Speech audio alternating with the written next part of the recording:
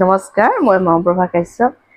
Access বাৰে মানুহৰ জীৱনত বহুত পৰিৱৰ্তন কৰিছে, বহুত পৰিৱৰ্তন আনিছে।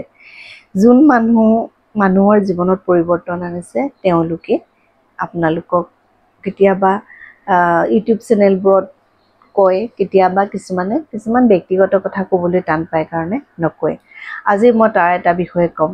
মই আজি এবছৰ মানৰ আগতে মই এজন ল'ৰাক মই এক্সেছ বাৰ থেৰাপিটো দিছিলোঁ। তেতিয়া সি হাই ছেকেণ্ডেৰী ফাৰ্ষ্ট ইয়েৰত আছিলে। তাৰপিছত সি ইমান বেয়া সংগ ল'লে। লোৱাৰ পাছত স্কুললৈও ফাৰ্ষ্ট ইয়েৰ কলেজলৈও নাযায়, ক্লাছো নকৰে, কোনো ধৰণৰ মন নাই। স্কুল পঢ়া খালি চিনেমা চাবলৈ যাব, লগৰ ল'ৰা ছোৱালীৰ লগত লগ লাগি, সিহঁতৰ গ্ৰুপটো লগ লাগি চিনেমা চাবলৈ যাব, ক'ৰবাত খেলিবলৈ যাব, এনেকুৱা নিচিনা হেৰিয়তে থাকে। ভালকৈ যে পঢ়া শুনা কৰিব লাগে সেইটোৰ প্ৰতি একেবাৰে গুৰুত্ব নাই। তাকে লৈ মাক বাপেকৰ মাথা একদম গৰম।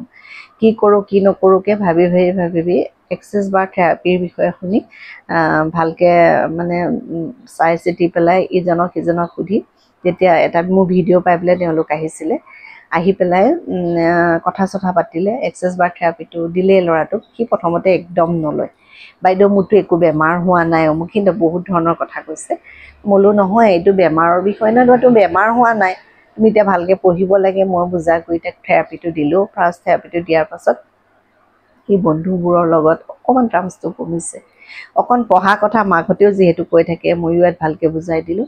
পঢ়া কথা কওঁতে তাৰ পঢ়াটো অলপ গুৰুত্ব দিছে। ছেকেণ্ড বাৰ মাকে কৈছে আকৌ এবাৰ দিওঁচোন বাইদেউ, অলপ সলনি হৈছে। মই বোলো লৈ আহিব নহ'লে। তেতিয়া ছেকেণ্ড বাৰ দিবলৈ আহিছে। দিবলৈ আহোঁতে ছেকেণ্ড বাৰত সি কৈছে, মই এতিয়া স্কুল কিন্তু ৰেগুলাৰ কলেজ এতিয়া যাম আৰু ৰেগুলাৰ, তেনেকৈ মাকক বাই বাই কয় যদিও আকৌ দুদিনমান যায়, আকৌ নেযায়। এনেকৈ যায়, কিন্তু সপ্তাহত 2 নে 3 দিন যায়, আকৌ নেযায়। টিউশ্যনো 2 দিন নে 3 দিন কৰে, এনেকুৱা তাক গেপ দি কামবোৰ কৰিছে। মাকহঁতে কৈছে বোলে, ই দেখোন আকৌ নোযোৱা মানুহটো যাবলৈ আৰম্ভ কৰিছে, বাইদেউ আকৌ এটা ছেশ্যন দিয়কচোন। বোলো ইমান লাটতে নিদিওঁ ছেশ্যন, আপোনালোকে এটা কাম কৰক, যিটো কৰিব দিছোঁ কামখিনি চান্টিংখিনি কৰি থাকিব, আৰু তেতিয়া সি এনেই সলনি হৈ আহিব, এনেকৈ ক'লোঁ। কিন্তু মাক বাপেকৰ ইমান জোৰ জবৰদস্তিত মই আকৌ এটা ছেশ্যন দিলোঁ।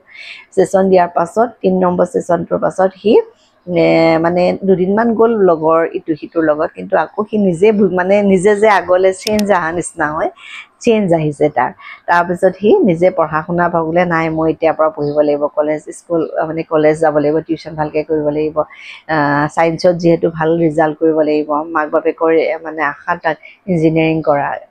তাৰপিছত বাপেক মায়ে সদায় কয়, ইয়াক কেনেকৈ হেৰি কৰিম এতিয়া, টেনশ্যন। তাৰপিছত সি নিজে কিন্তু বস্তুটো বুজি পাই পেলাই চেঞ্জটো অহা নিচিনা হ'ল। তাৰপিছত সি ধুনীয়াকৈ পঢ়িবলৈ ল'লে, ক্লাছ কৰিবলৈ ল'লে, টিউশ্যন কৰিবলৈ ল'লে, চব কৰি মেলি পেলাই ফাইনেল পৰীক্ষা দিছে।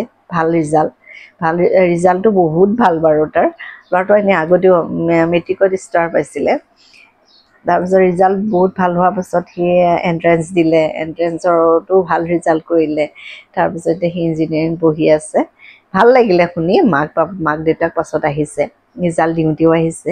যেতিয়া সি বাহিৰত পঢ়িবলৈ যায় তাৰ পাছতো আহিছে, ল'ৰাটোও আহিছে। নামটো নকওঁ বাৰু, যিহেতু ক'ব নোৱাৰি, এটা ছিক্ৰেচি মেইনটেইন কৰিব লাগে, সেইকাৰণে নামটো নকওঁ। ভাল লাগে, সি ভালকৈ পঢ়া শুনা কৰি আহক, কামনা থাকিল তাৰ ভাল হোৱা, সদায় তাৰ ভাল হোৱাটোৱেই কামনা কৰিছোঁ, ভাল হওক। এনেকুৱা ধৰণৰ যিবোৰ ল'ৰা ছোৱালী এনেকুৱা ধৰণৰ থাকে, ধৰক সৰু ল'ৰা ছোৱালী বেলেগ কথা, যাৰ ধৰক একদম 9-10ত মেট্ৰিক দিবলৈ ওলাইছে, তেনেকুৱা ল'ৰা ছোৱালী বা হাই ছেকেণ্ডেৰী ল'ৰা ছোৱালী, যিবোৰ একদম ধৰক ফাইনেল সময়ত, ফাইনেল পৰীক্ষাৰ আগে ল'ৰা ছোৱালীবোৰ কিছুমান যে পঢ়িবলৈ মন নকৰে, গুৰুত্ব নিদিয়ে, সেনেকুৱা ল'ৰা ছোৱালীৰ ক্ষেত্ৰত মাক বাপেক বহুত টেনশ্যনত পৰে। আৰু তেতিয়াই এনেকুৱা ধৰণৰ যদি নহয় তেন্তে এনেকৈ থেৰাপিটো যদি দিয়ে তেন্তে বহুতখিনি কিন্তু কামত আহিছে। মোৰ প্ৰথম যিজনক দিছিলোঁ তেওঁ বহুত কামত আহিলে। তাৰপিছত এইবাৰ মেট্ৰিক দিয়া ছোৱালী এজনীক দিছোঁ, ভাল লাগিছে, তাইৰো বহুত ভাল ৰিজাল্ট। বহুত ভাল লাগে এনেকুৱা যেতিয়া ভাল ৰিজাল্টবোৰ আগলৈ আহে, তেতিয়া বহুত ভাল লাগে।